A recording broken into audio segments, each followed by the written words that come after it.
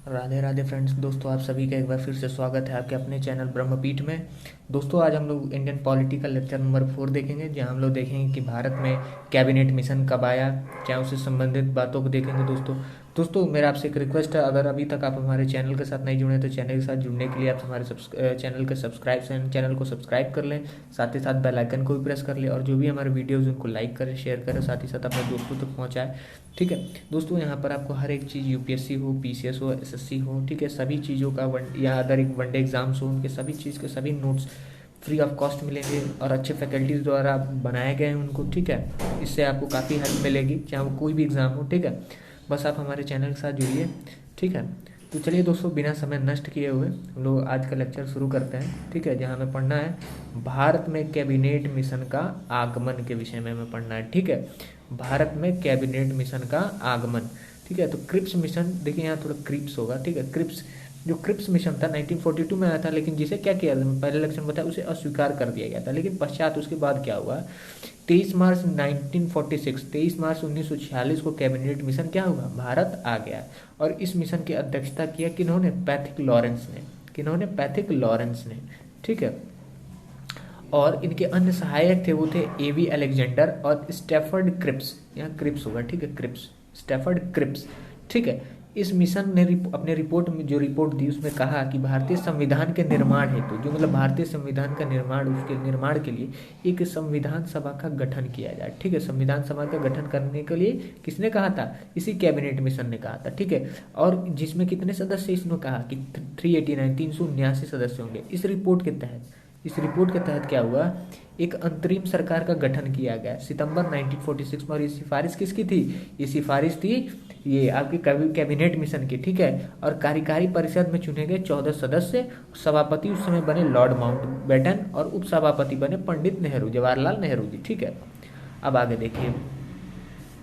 और इस cabinet mission ने बताया कि संविधान सभा के 2 कार्य होंगे, और इन्होंने कार्यों की व्याख्या भी की, मतलब संविधान सभा की। उन्होंने कहा कि संविधान सभा के 2 कार्य होंगे, पहला कि संविधान का निर्माण करना, और दूसरा कार्य बताया इन्होंने कि जब तक संसद का गठन ना हो जाए, ठीक है, तब तक संसद के रूप में कार्य करना। कौन कार्य करेगा, संविधान सभा कार्य करेगी, जब तक कि संसद का गठन न हो जाए। ठीक है, आगे देखिए। अगला है कि संविधान सभा के कुछ सदस्य थे, उनको 379 थे, उनको देखिए 3 भागों में बांटा गया था। तो देखिए पहले भाग में थे 292 सदस्य जो ब्रिटिश भारत प्रांत से संबंधित थे, और दूसरे में थे 93 सदस्य जो हमारे खुद के देशी रियासतों से संबंधित थे, और 4 थे मुख्य आयुक्त प्रांतों में, जिसे उसमें मुख्य आयुक्त प्रांत में शामिल थे दिल्ली, कुर्ग, अजमेर, अजमेर को माखाड़ भी बोला जाता था, और बलूचिस्तान। ठीक है, तो 3 भाग में ये लोग थे। और देखिए उस समय जो प्रांत थे उनको भी तीन ग्रुपों में विभाजित किया गया था। पहला था ए ग्रुप में हिंदू बाहुल प्रांत है, मतलब हिंदू बाहुल प्रांत अर्थात जहाँ हिंदू की बहुलता थी, मतलब जहाँ हिंदू अधिक मात्रा में रहते थे। और दूसरा था बी ग्रुप, मुस्लिम बहुल प्रांत, जहाँ मुस्लिम अधिक मात्रा में रहते थे। और तीसरा था बंगाल व असम को रखा गया सी ग्रुप में।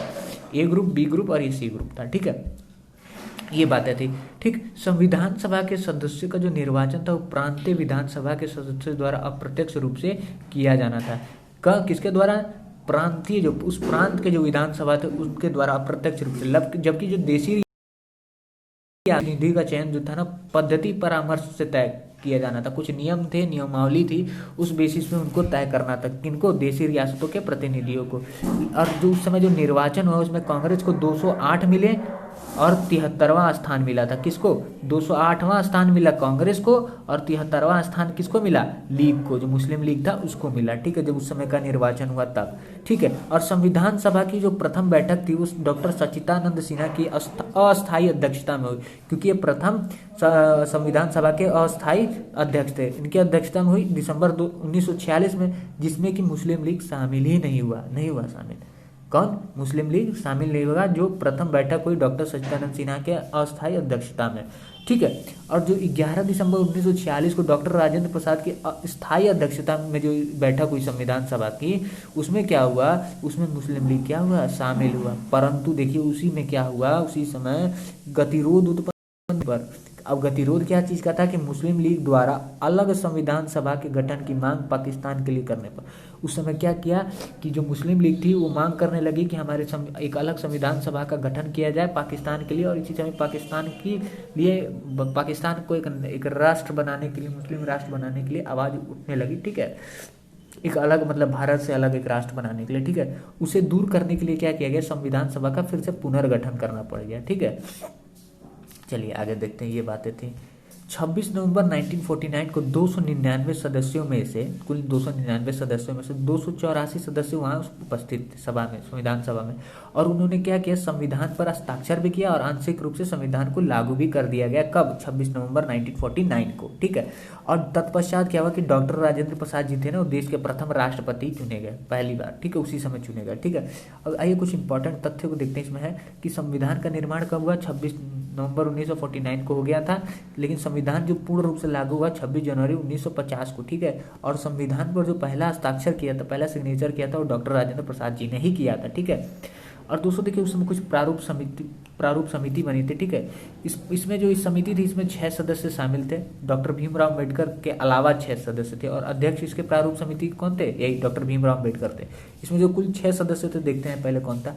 आदि कृष्णा स्वामी अय्यर थे, फिर एन गोपाल स्वामी अयंगर थे, फिर डीपी खेतान थे। लेकिन जब इनकी 1948 में मृत्यु हो गई तो उसके बाद टीटी कृष्णामाचारी बने। कौन, टीटी कृष्णामाचारी, ठीक है। उसके बाद चौथे पे थे कन्हैयालाल मणिकलाल मुंशी थे, फिर एन माधव राव थे। लेकिन बी एन मित्तल के स्थान पे इनको बनाया गया था, ठीक है। जब बी एन मित्तल चले गए या कुछ मतलब हुआ था, उनके बाद ये नहीं, उनके स्थान पे इनको बना दिया गया था, एन माधव राव को, ठीक है। फिर छठवें पे थे सैयद मोहम्मद सादुल्ला, ठीक है। इसका जो गठन हुआ था, याद रखेंगे, 29 अगस्त 1947 को इसका गठन हुआ था, किसका, प्रारूप समिति का।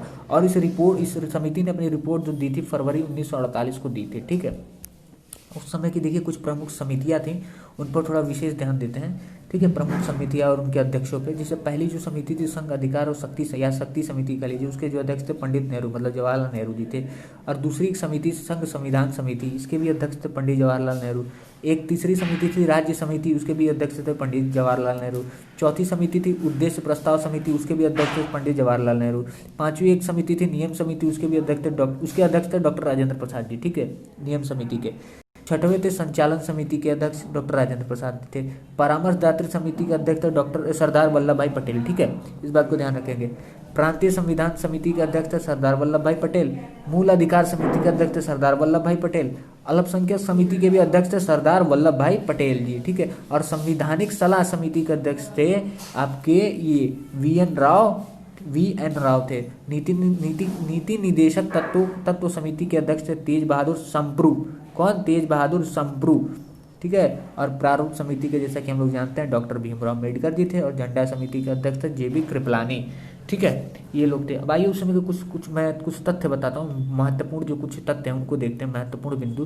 देखिए 15 अगस्त 1947 को डे ऑफ डेस्टिनी या नियत दिन कहा गया। लोग कहते हैं इंडिपेंडेंस डे है, ठीक है, वो है, ऐसा नहीं मैंने मना कर रहा हूँ कि नहीं है, लेकिन उसको डे ऑफ डेस्टिनी के नाम से भी जाना जाता है, मतलब नियत दिन के नाम से, ठीक है। और 26 जनवरी 1950 को प्रारंभ की तारीख कहा गया है, याद रखेंगे, बहुत इंपॉर्टेंट है। प्रारंभ की तारीख किसको कहा गया, 26 जनवरी 1950 को। 26 जनवरी 1930 को प्रथम स्वतंत्रता दिवस मनाया जाता है। कुछ लोग कहते हैं कि नहीं, 26 जनवरी 1950 या 1947 को ही प्रथम स्वतंत्रता दिवस मनाया जाता है, ठीक है, लेकिन ये गलत है। प्रथम जो स्वतंत्रता दिवस मनाया गया वो 26 जनवरी 1930 को मनाया गया। इस बात को थोड़ा ध्यान रखेंगे, ठीक है।